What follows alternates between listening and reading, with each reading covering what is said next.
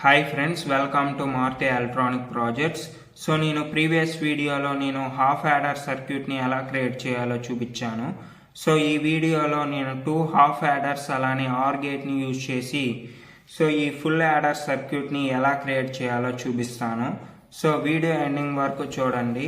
So ఈ video half adder అలానే logic or గేట్కి రిలేటెడ్ వీడియో. సో మీరు ఫస్ట్ ఆ 2 వీడియోస్ చూడండి. ఆ 2 వీడియోస్ చూసిన తర్వాత ఈ వీడియో చూస్తే మీకు క్లియర్గా అర్థమవుతుంది. సో ఆ 2 వీడియో లింక్స్ నేను డిస్క్రిప్షన్లో అలానే ఐ కార్డ్స్లో ప్రొవైడ్ చేస్తాను. సో ఫస్ట్ ఆ వీడియోస్ చూడండి. సో హాఫ్ యాడర్లో డ్రాబ్యాక్ ఏంటంటే మనం క్యారీని ఇన్పుట్గా ఇవ్వలేము. సో మనం 2 బిట్స్ని యాడ్ చేస్తే మనకి అవుట్పుట్ అనేది సమ్ 0 క్యారీ 1 వస్తుంది. సో ఆ క్యారీని హాఫ్ యాడర్లో ఇన్పుట్గా ఇవ్వలేము. సో దట్ మనకి ఎక్స్పెక్టెడ్ అవుట్పుట్ అనేది హాఫ్ యాడర్లో రాదు.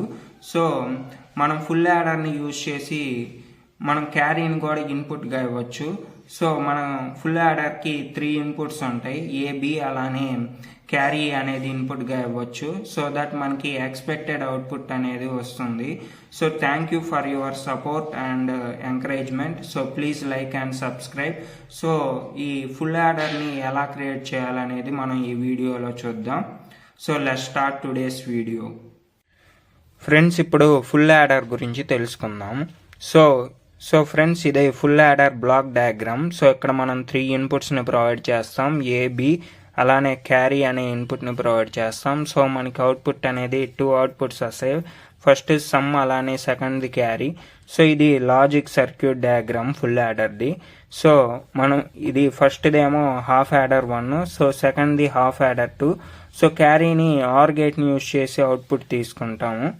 So second half adder XOR gate నుంచి మనకి సమ్ అనే అవుట్పుట్ అనేది వస్తుంది.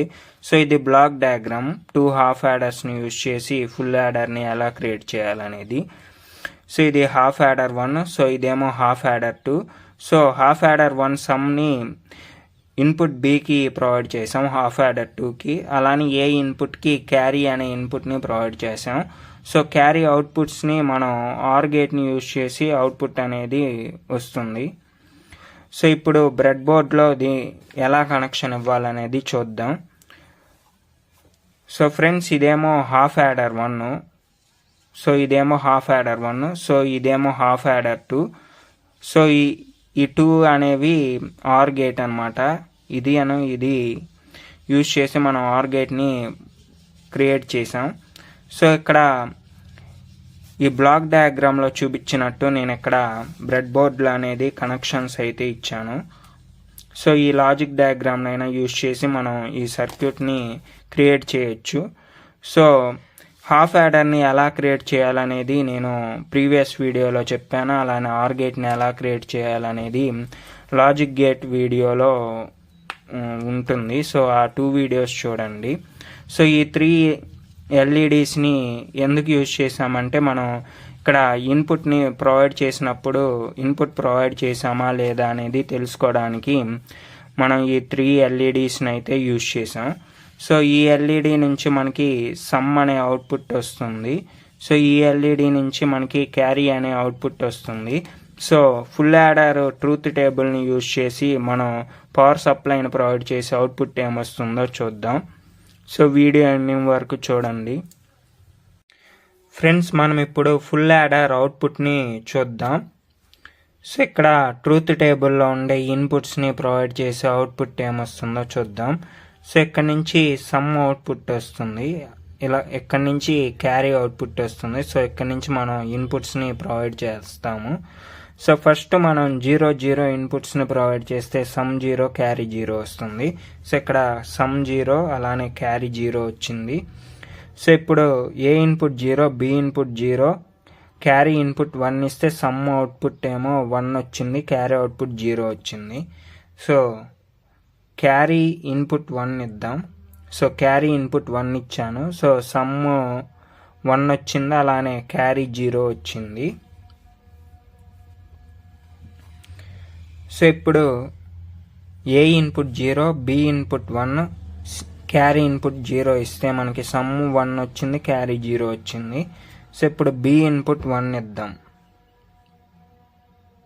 సో బి ఇన్పుట్ 1 ఇచ్చినట్టయితే సమ్ 1 వచ్చింది, క్యారీ అనేది 0 వచ్చింది.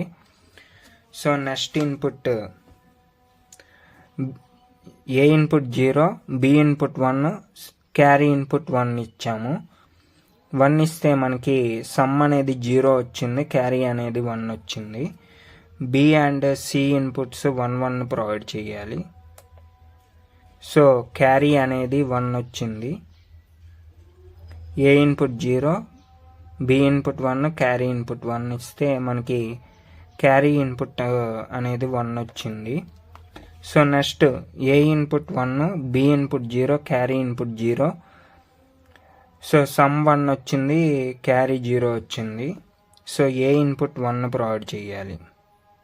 సో ఏ ఇన్పుట్ 1 ప్రొవైడ్ చేసినట్టయితే సమ్ 1 వచ్చింది, క్యారీ అనేది 0 వచ్చింది. So next A input 1, B input 0, carry input 1 provide చేసినట్టయితే సమ్ 0 వచ్చింది, క్యారీ అనేది 1 వచ్చింది.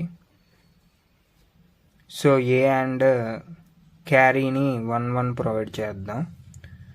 సో 1 1 ప్రొవైడ్ చేసినట్టయితే 1 0 1 ప్రొవైడ్ చేసినట్టయితే సమ్ 0, అలానే క్యారీ 1 వచ్చింది.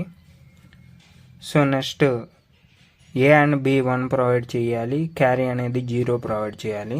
సో అప్పుడు సమ్ 0, అలానే క్యారీ 1 వస్తుంది.